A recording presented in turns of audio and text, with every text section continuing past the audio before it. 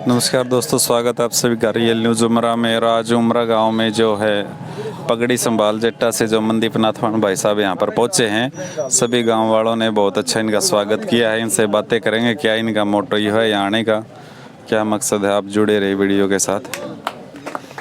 ये ग्रामीण जो किसान आंदोलन में बड़ी अच्छी भूमिका निभाई थी और रणबीर जी बुके देकर सम्मानित करते हुए।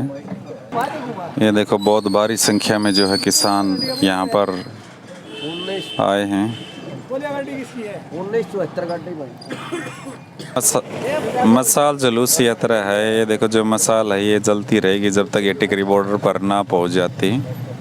कंटिन्यू ये मसाल जलती रहेगी।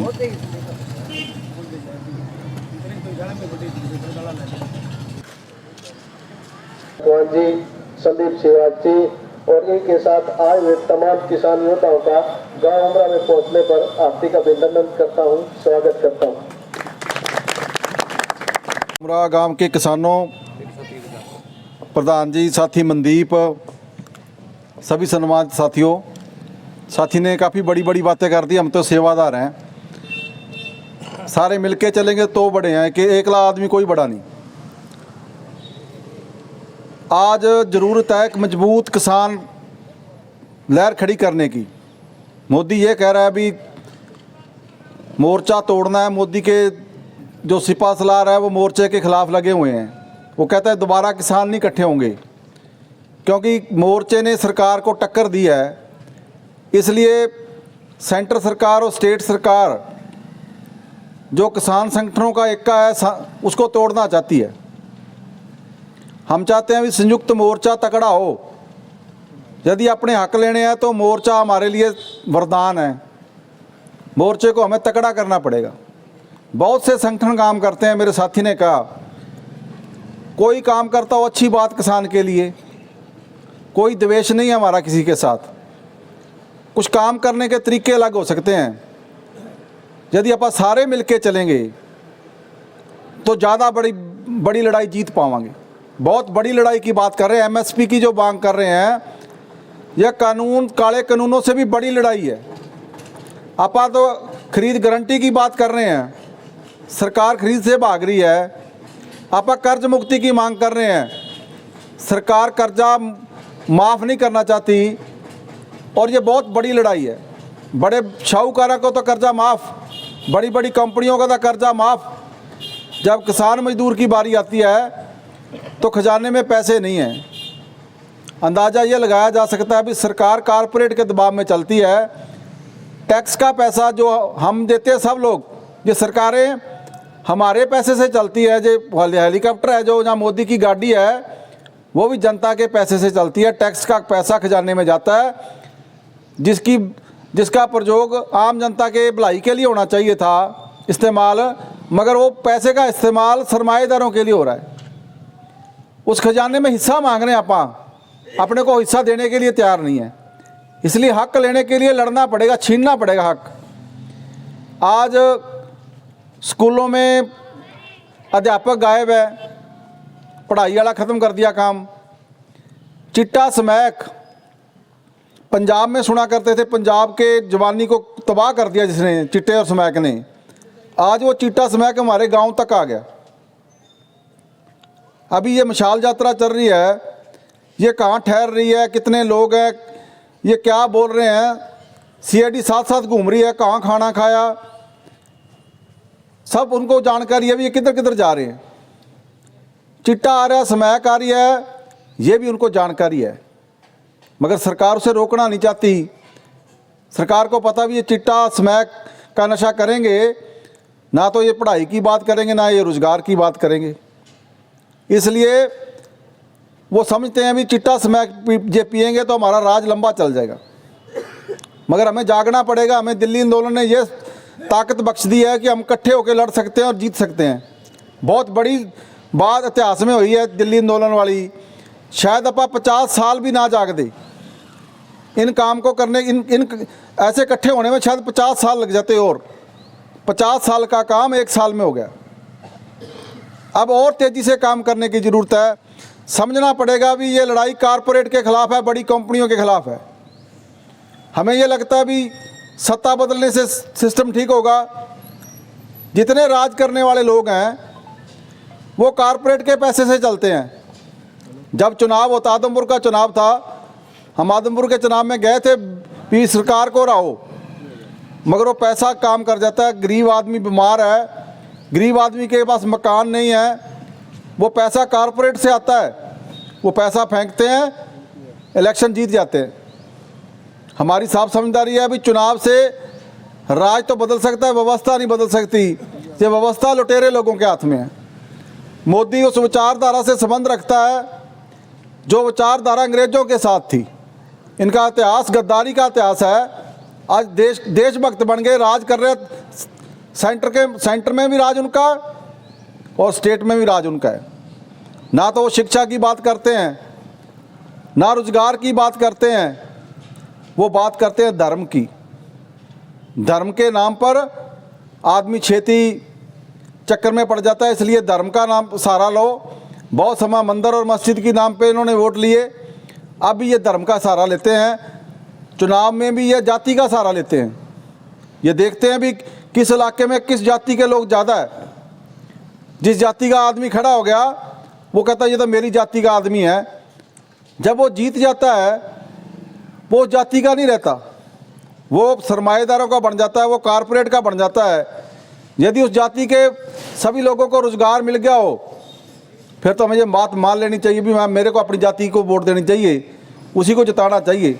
मगर वो हमें इस चक्कर में डाल के अपना राज चला रहे हैं। रास्ता तो निकालना पड़ेगा। भगत सिंह ने भी फांसी ली।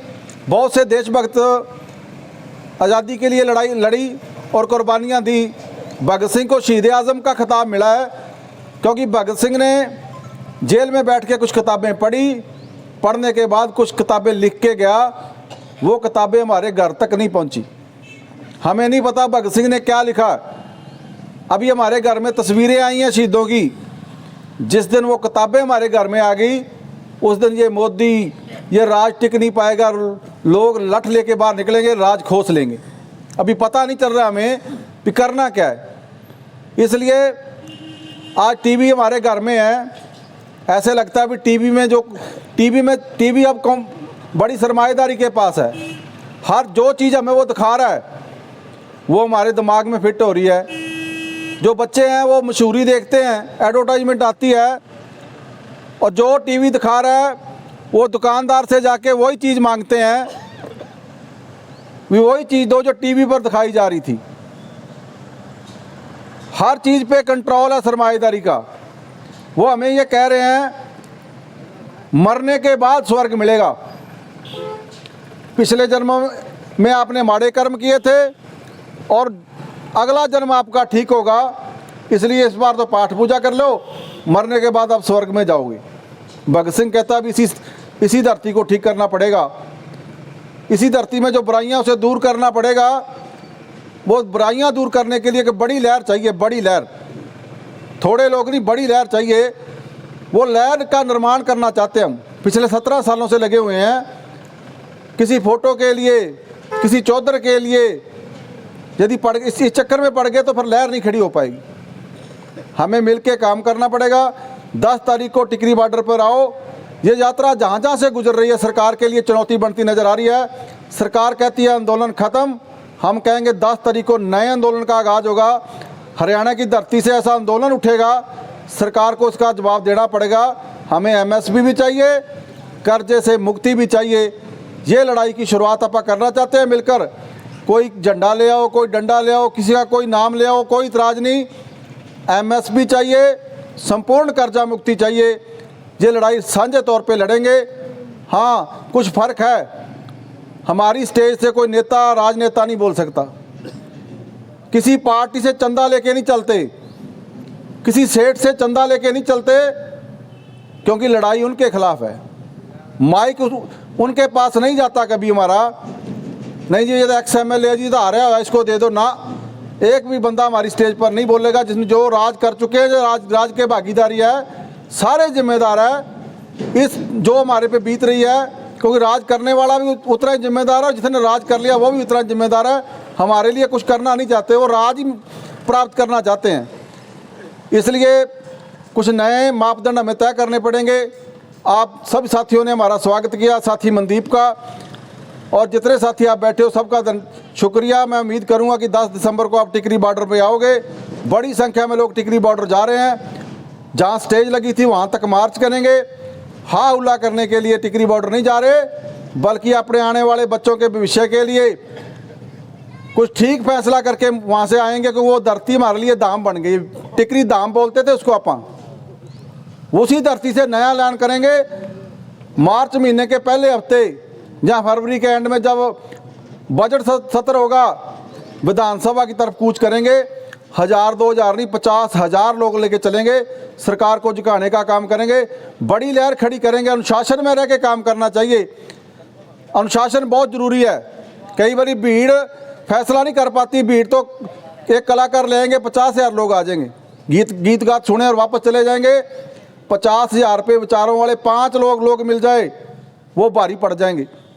हम ये कहते हैं भी एक गांव में यदि 5,000 लोग बसते हैं, हमें 5 लोग मिल जाएं, सरकार हार जाएगी, लोग जीत जाएंगे। हर गांव से 5 आदमी मिल जाए, बहुत बड़ी लहर खड़ी हो सकती है। इसलिए शुरुआत कर रहे हैं। टिकरी बॉर्डर तक ये जथा जाएगा, मशाल जाएगी, और टिकरी बॉर्डर से बाद घर नहीं जाएंगे। अगली लड़ाई की घोषणा करके फिर गाँव के अंदर जाएंगे, लोगों को लामबंद करेंगे। सरकार हारेगी और किसान जीतेगा। इतनी बड़ी लड़ाई हरियाणा के अंदर बनाएंगे। सब साथियों का सहयोग चाहिए, मिलकर काम करेंगे तो आगे बढ़ेंगे। आप सब साथियों का धन्यवाद। आप इतनी देर तक वेट भी करते रहे, उम्मीद भी करेंगे। साथी मनदीप ने जैसे कहा, हम आशा भी करते हैं, जुझारू साथी है हमारा, और 10 तारीख को आप बड़ी संख्या में टिकरी बॉर्डर आओगे। आप सब साथियों का बहुत बहुत धन्यवाद। जय जनता, जय संघर्ष।